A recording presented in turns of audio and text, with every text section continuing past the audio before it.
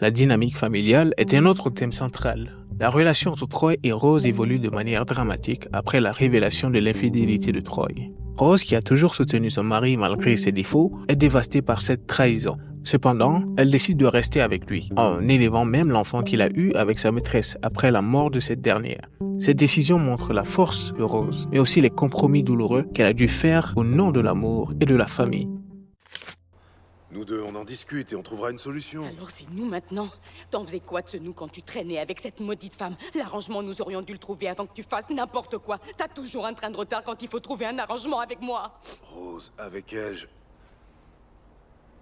j'ai une vision différente. J'ai une autre image de moi-même, tu comprends? Je peux sortir d'ici, sortir et oublier la pression et les problèmes, être un autre homme. J'ai plus à me demander comment je vais réparer le toit et payer les factures. Je suis une partie de moi-même que j'avais jamais connue avant. Ce que je veux savoir, c'est... Ce que je veux savoir, c'est si tu prévois de continuer à la voir. C'est ça qu'il faut que tu me dises. Chez elle, je peux rire aux éclats, tu comprends ce que je veux dire? Je ris à n'en plus finir, et ça me fait un bien fou. J'ai une sensation de bien-être qui m'envahit de la tête aux pieds, et renoncer à ça, je pourrais pas.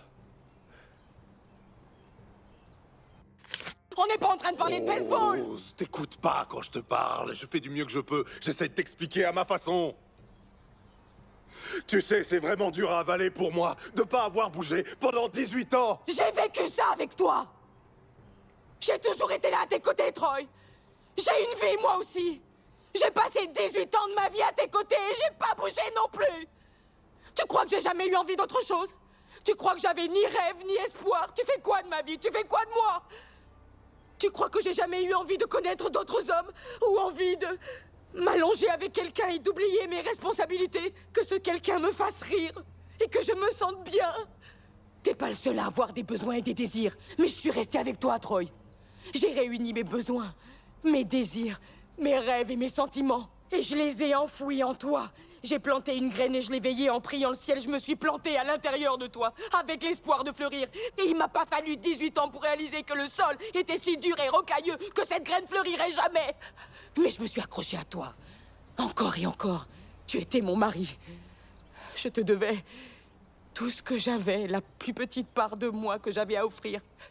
La nuit, dans la chambre, quand l'obscurité s'abattait sur moi, je te donnais tout ce que j'avais pour essayer d'effacer mes doutes. Je voulais tellement que tu sois le meilleur homme du monde, celui que je suivrais partout, parce que t'étais mon mari. Quand on est ta femme, c'est la seule façon de survivre. Tu parles toujours de ce que tu donnes et de ce que t'as pas à donner. Mais tu prends aussi, Troy. Tu prends. Et tu refuses de voir que les autres donnent. D'accord, Troy.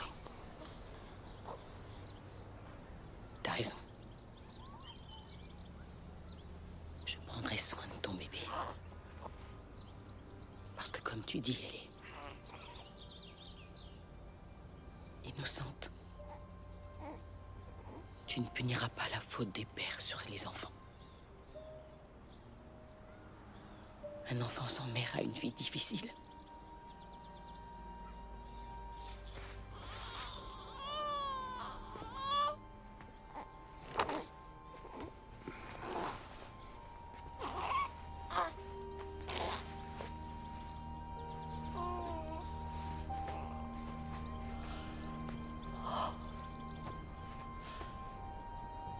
À partir de maintenant, cet enfant a une mère.